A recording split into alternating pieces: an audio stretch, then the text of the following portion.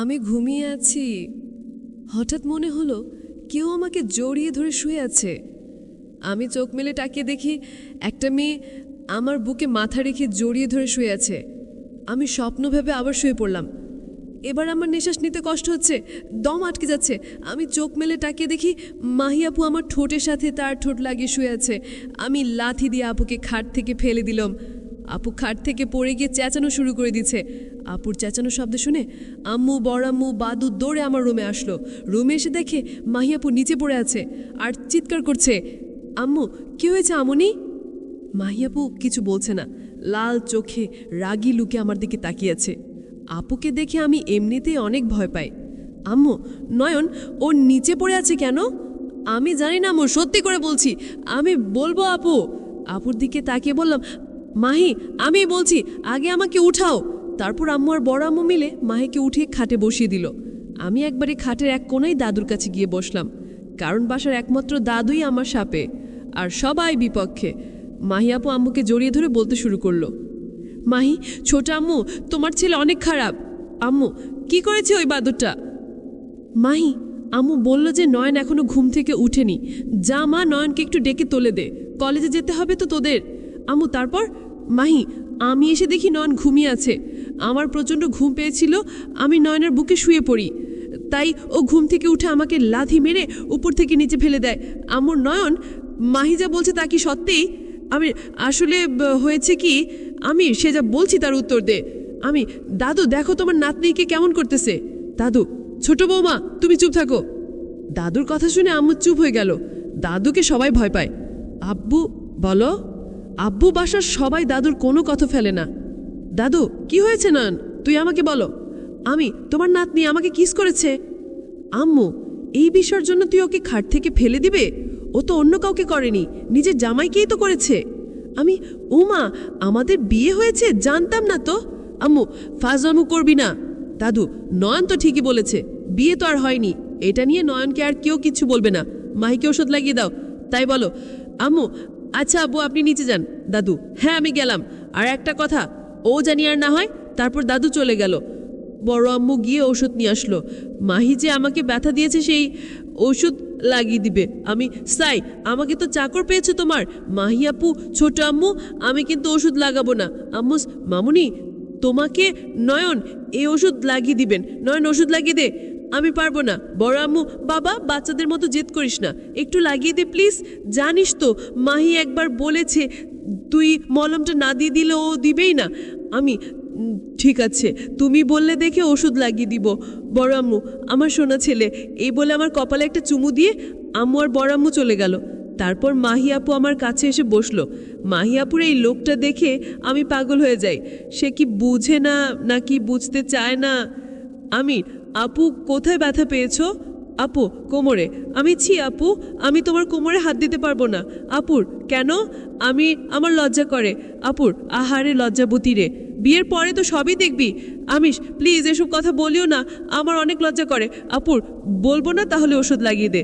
তারপর আমি পিছন থেকে আপুর জামাটা একটু উপরের দিকে তুলে দিলাম। দেখি কালো জখম হয়ে আছে, মনে হয় অনেক ব্যথা পেয়েছে। দেখে আমারই মায়া লাগতে লাগলো। লাথিটা মারা ঠিক হয়নি, আমি বা কী করব, আমি তো প্রচণ্ড ভয় পেয়ে গেছিলাম। আপনারাই বলেন, ঘুম থেকে উঠে হঠাৎ করে এরকম দেখলে যে কেউ ভয় পেয়ে যাবে। তারপর আমি আপুর কোমরে হাত রাখলাম। আপু কেঁপে উঠল। আমি, আপু কোমরে ওষুধ লাগিয়ে দিলাম। আমি, অনেক ব্যথা পেয়েছো তাই না? মাহি, তেমন একটা না। আমি, সরি, ঘুম থেকে উঠে এমন কিছু দেখে ভয় পেয়ে গেছিলাম। মাহি, তোর হাতের ছোঁয়া পেয়ে সব ব্যথা ঠিক হয়ে গেছে। আমি, তাহলে আজকে তো তুমি কলেজে যাবে না। মাহি, না। আমি, তাহলে আপু তুমি তোমার রুমে গিয়ে রেস্ট করো, আমি ফ্রেশ হয়ে কলেজে যাই। ভাইয়া ভাবির বিয়ের ৩ বছর পর ভাইয়া ঠিক করলো এবার তাদের বেবি নেয়ার সময় হয়েছে। বাবা মাও চায় এবার ঘরে নাতি নাতনি নিয়ে আসুক, কিন্তু সমস্যা হচ্ছে ভাবিকে নিয়ে।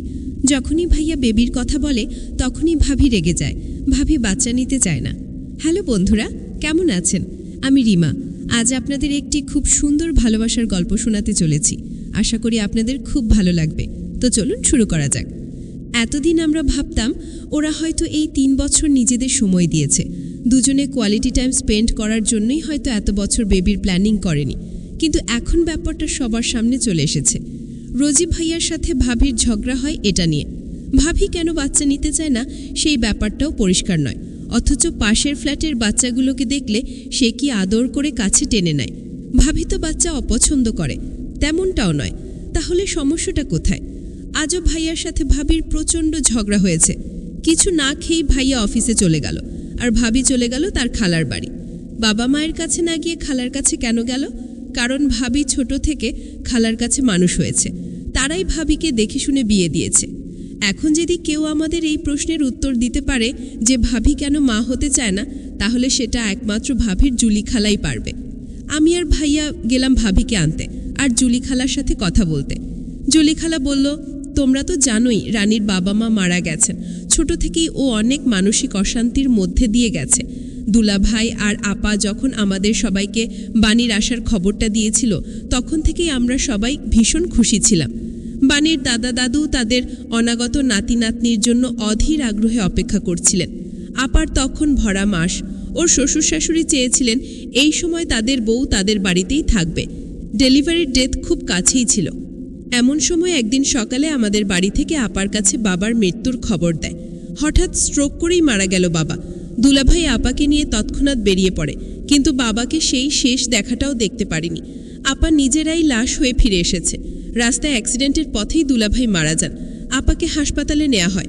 বাণীকে বাঁচানো গেলেও আপাকে আমরা বাঁচাতে পারিনি। একই দিনে তিনটে মৃত্যু। তার কয়েকদিন পর বাণীর দাদার হার্ট অ্যাটাক হয়। ছেলে আর ছেলের বউয়ের শোকে তিনিও সবাইকে ছেড়ে চলে যান। বাণীকে ওর দাদি সহ্য করতে পারতেন না, সারাক্ষণ ডাইনি অপয়ে বলে গালাগালি করতেন। উনি ভাবতেন বাণী অপয় ছিল, তাই ওর আসার সাথে সাথে এতগুলো মানুষের মৃত্যু হয়েছে। কিন্তু এটা তো সত্যি নয়, বলো? জন্ম মৃত্যু সে কি আমাদের কারো হাতে আছে? এসব যিনি ঠিক করে রেখেছেন তার ইশারাতেই তো সব হয়েছে। কিন্তু ছোট থেকেই বাণীকে এই অপবাদ নিয়ে বাঁচতে হয়েছে। অপয়া অলক্ষিত মানিয়ে বড় হয়েছে মেয়েটা। ও যখন ক্লাস 5-এ উঠল, তখন ও বাড়ির সবাই ওকে আমাদের কাছে পাঠিয়ে দিল বরাবরের মতো। পাড়া প্রতিবেশীরাও কথা শোনাতে ছাড়তো না। একটা শুভ কাজে গেলেও সেখান থেকে ওকে সরিয়ে দেওয়া হতো, এই বলে যে ও আসার আগে ওর বাবা মাকে খেয়ে এসেছে। ওর জন্ম হওয়ার সময় এবং পরে 4-4 জন মানুষের মৃত্যু হয়েছে। ও অলক্ষী, অপয়া, এভাবে ওকে সবাই তিরস্কার করত। মেয়েটা ধীরে ধীরে একটা ট্রমার মধ্যে চলে যায়। অনেক কষ্ট করে ওকে বিয়ের জন্য রাজি করিয়েছিলাম, কিন্তু কোনোভাবেই এই ট্রমাটা থেকে বের করতে পারছি না। আমি আর ভাইয়ার সমস্ত শোনার পর একদম থমকে গেলাম। ভাবিকে অনেক ডক্টর দেখানো হলো, কিন্তু কিছুতেই তার এই ভয় কাটানো যাচ্ছে না। ভাবির মাথায় শুধু একটা ভাবনাই গেঁথে আছে। সে ভাবছে তার বাচ্চা জন্ম নেওয়ার সময় যদি সেও তার মায়ের মতো মারা যায়, তাহলে তার বাচ্চাকেও একইভাবে মানসিক অত্যাচার সহ্য করতে হবে। সবাই তার সন্তানকে অপয়া বলবে, সমাজের মানুষ তাকে অবজ্ঞা করবে, আর এই জন্যই সে মা হতে চায় না। বাবা মা ছাড়া সন্তানদের জীবন কতটা যন্ত্রণা সেটা সে খুব ভালো করেই উপলব্ধি করেছে। অনাথ সন্তানদের মতো অসহায় মানুষ বোধহয় পৃথিবীর আর কোথাও নেই। অনেক কষ্টে আমরা ভাবিকে একটু স্বাভাবিক করতে পেরেছি। অনেক ডাক্তারের শরণাপন্ন হতে হয়েছে। অবশেষে ভাবি যেদিন আমাদেরকে সুখবর দিল, সেদিন থেকে আমাদের বাড়িতে নতুন করে খুশি ফিরে এলো। কিন্তু আমাদের সবার খুশি দেখে ভাবি মাঝে মাঝে ভীষণ ভয় পেত। ডেলিভারির দিন ভাবি আমাদের সবাইকে বলল, আমার যদি কিছু হয়ে যায়, তোমরা আমার বাচ্চাটাকে কখনো অবহেলা করো না। ওকে আমার মতো একা করে দিও না তোমরা। ওকে মায়ের অভাব বুঝতে দিও না তোমরা। আমি ভাবের হাতটা শক্ত করে ধরে বললাম, আল্লাহর উপর ভরসা রাখো, সব ভালো হবে। আজকে সকালটা অন্যরকম। ভাবির জীবনের সবচেয়ে সুন্দর একটা সকাল। সে তার সমস্ত ভয়কে দূরে ঠেলে সরিয়ে দিয়ে দুটো ফুটফুটে টুইন বেবির জন্ম দিল। একটা ছেলেবাবু আর একটা মেয়েবাবু। মা এবং বাচ্চারা 3 জনই সুস্থ আছে। বাচ্চাদের যখন ভাবির কাছে দেয়া হলো, ভাবি তখনও অঝরে কেঁদে যাচ্ছিল আর ভাইয়াকে বলছিল, আমি পেরেছি রাকিব, আমি হেরে যাইনি, আমি অপয় নই, তাই না বলো? আমি শুধু অবাক হয়ে ভাবির চোখে মুখে উপচে পড়া খুশি দেখছি আর ভাবছি, আমাদের অসুস্থ সমাজ কত সহজেই একটা মানুষকে ট্রমাটাইজ করে দিতে পারে। বিষ খেলে মানুষ মরে যায়, কিন্তু মানুষের মুখের কথায় যে বিষ থাকে, সেই বিষ দিয়ে অনায়াসে একটা মানুষকে না মেরেও মৃত্যুর মতো যন্ত্রণা দিয়ে বাঁচিয়ে রাখা যায়। আমরা অন্তত এরকম একটা বাণীকে এই যন্ত্রণা থেকে মুক্তি দিতে পেরেছি। কিন্তু আমাদের আশেপাশে এরকম কত বাণী আছে যারা প্রতিনিয়ত সমাজের বানানো কুসংস্কার দ্বারা ট্রমাটাইজড হচ্ছে। তাদেরকে এই যন্ত্রণা থেকে কে মুক্তি করবে? তো বন্ধুরা, গল্পটা কেমন লাগলো কমেন্টে জানাবেন। আজকে বিদায় নিচ্ছি, দেখা হচ্ছে আবারও একটি সুন্দর গল্প নিয়ে।